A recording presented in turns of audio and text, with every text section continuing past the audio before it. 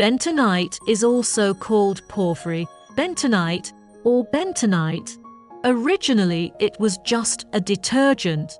The greenish-yellow clay, when added to the water, can expand into a paste. Later people have this property of clay, collectively known as bentonite. It can also be pressed into a ball press. Do you know how a bentonite ball press works?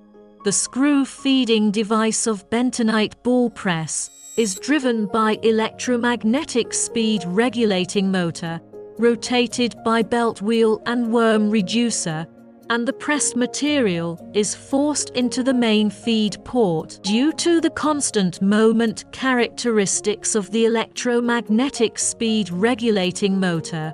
When the amount of the screw feeder is equal to the amount of material required by the host machine, the constant feed-in pressure can be maintained to make the pellet quality stable.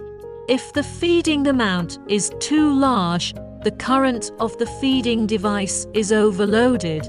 If the feeding amount is too small, the ball will not be formed.